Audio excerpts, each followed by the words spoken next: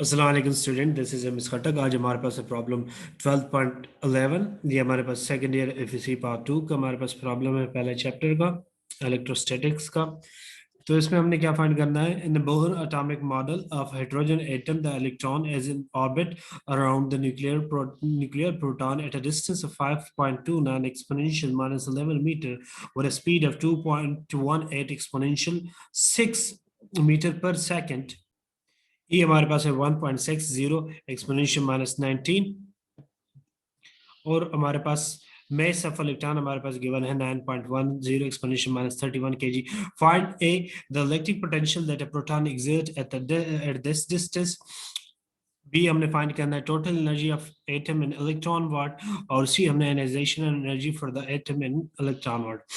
क्या कहता है हमारे पास प्रॉब्लम कि हमारे पास जो बोरो एटॉमिक मॉडल होता है हाइड्रोजन एटम का, उसमें जो इलेक्ट्रॉन होते हैं वो रिवॉल्व करते हैं न्यूक्लियर प्रोटॉन के अराउंड, और जो डिस्टेंस है कितना है प्रोटॉन न्यूक्लियर प्रोटॉन से, यानी जो न्यूक्लियस में प्रोटॉन है उससे डिस्टेंस कितना है हमारे पास इलेक्ट्रॉन का। इलेक्ट्रॉन जिस ऑर्बिट में मूव कर रहा है उसका 5.29 एक्सपोनेंशियल माइनस 11 मीटर है, ठीक है। और जो स्पीड है, जिस स्पीड से इलेक्ट्रॉन मूव कर रहा है वो हमारे पास 2.18 एक्सपोनेंशियल 6 मीटर पर सेकंड है। ये इतने हाई स्पीड से वो मूव कर रहा है। तो पहला हमने फाइंड करना है इलेक्ट्रिक पोटेंशियल, कि उस इलेक्ट्रॉन का जो इलेक्ट्रिक पोटेंशियल होगा वो हमारे पास क्या होगा। That a proton exert at that distance, जो प्रोटॉन उस इलेक्ट्रॉन पे एक्सर्ट कर रहा है वो पोटेंशियल, हमारे पास इलेक्ट्रिक पोटेंशियल कितना होगा।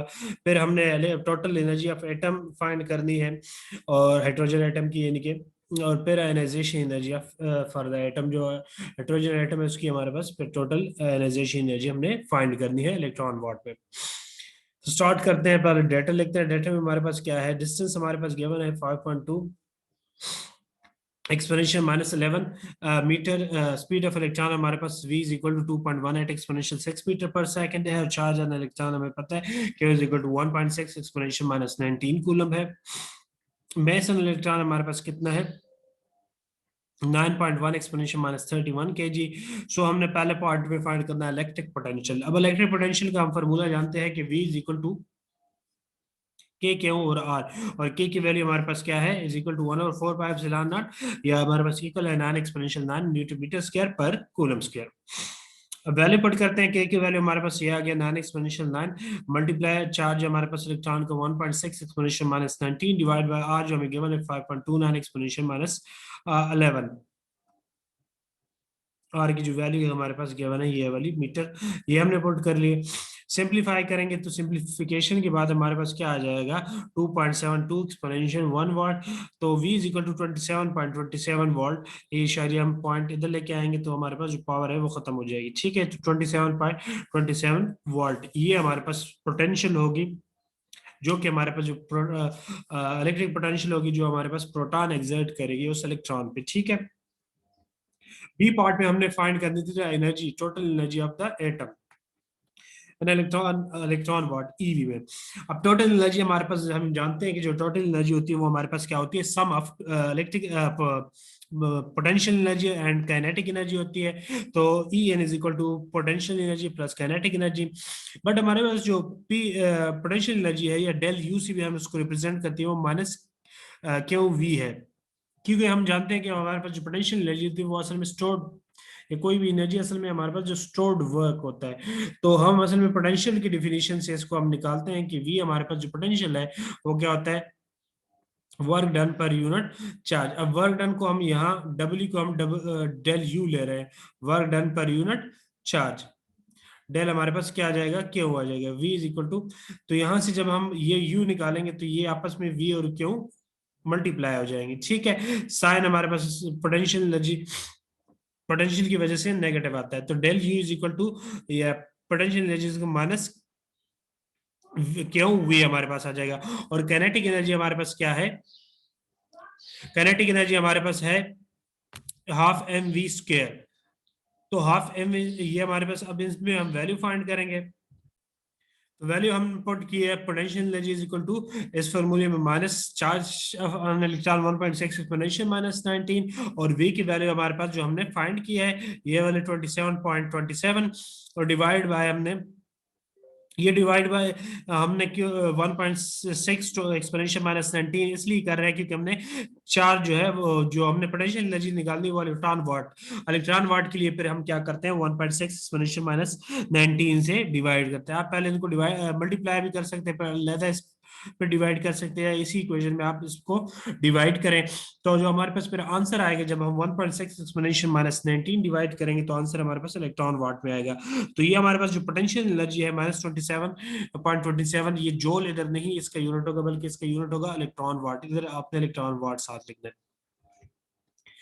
अब नेक्स्ट हमारे पास kinetic energy of electron. Kinetic energy हमारे पास फॉर्मूला हम जानते हैं, हाफ एम वी स्क्वायर होता है, तो 1/2 मल्टीप्लाई 9.1 एक्सपोनेंशियल माइनस 31 जो हमारे पास मास ऑफ इलेक्ट्रॉन है, और जो वेलोसिटी हमारे पास जो गिवन है वो 2.18 एक्सपोनेंशियल 6 वी का स्क्वायर, तो स्क्वायर कर लेंगे।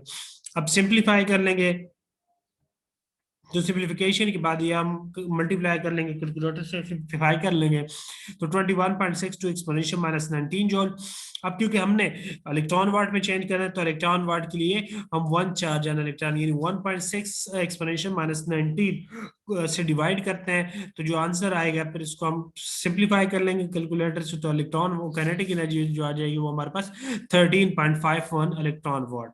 अब ये तो हमने फाइंड किया अलग-अलग इलेक्ट्रिक पोटेंशियल एनर्जी और काइनेटिक एनर्जी, हमने टोटल एनर्जी फाइंड कर दी। तो टोटल हमारे पास सम थी काइनेटिक एनर्जी और पोटेंशियल एनर्जी, तो पुट इन इक्वेशन ए हमारे पास ये है पोटेंशियल प्लस काइनेटिक एनर्जी, ठीक है।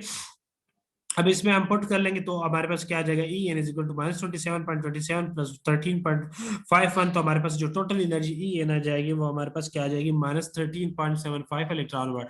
तो जो हाइड्रोजन एटम की इस कंडीशन में हमारे पास टोटल एनर्जी होगी वो कितनी होगी, -13.75 हमारे पास इसकी एनर्जी होगी इलेक्ट्रॉन वाट में। तो नेक्स्ट हमने हमारे पास जो थर्ड पार्ट था वो था हमारे पास C the ionisation energy for the atom. Hydrogen atom की सिचुएशन में हमने फिर आयनाइजेशन एनर्जी फाइंड करनी है इलेक्ट्रॉन वाट में। अब आयनाइजेशन एनर्जी का जो हमारे पास फार्मूला होता है वो ionisation energy E of electron, ionisation energy of electron at outermost shell minus E energy of electron at ground shell. जो आउटर मोस्ट सेल होता है, आखिरी सेल होता है, उससे हम उसकी जितनी एनर्जी होती है उससे हमने फर्स्ट सेल जो ग्राउंड स्टेट होता है सेल उसमें उसकी जो एनर्जी होती है वो हम माइनस कर देते हैं, तो हमारे पास क्या आ जाता है, आयनाइजेशन एनर्जी आ जाती है।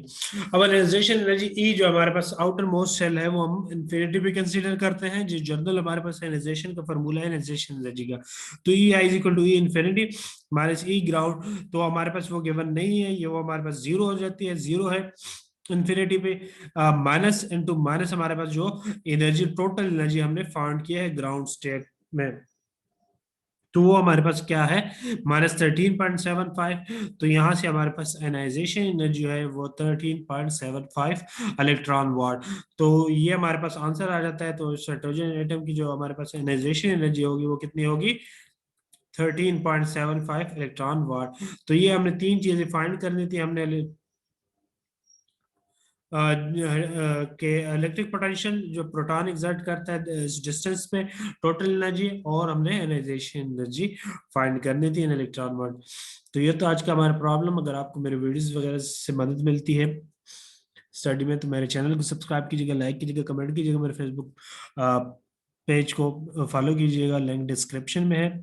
आज के लिए इतने काफ़ी, नेक्स्ट वीडियो इंशाल्लाह नेक्स्ट प्रॉब्लम इंशाल्लाह नेक्स्ट वीडियो में। Thanks for watching.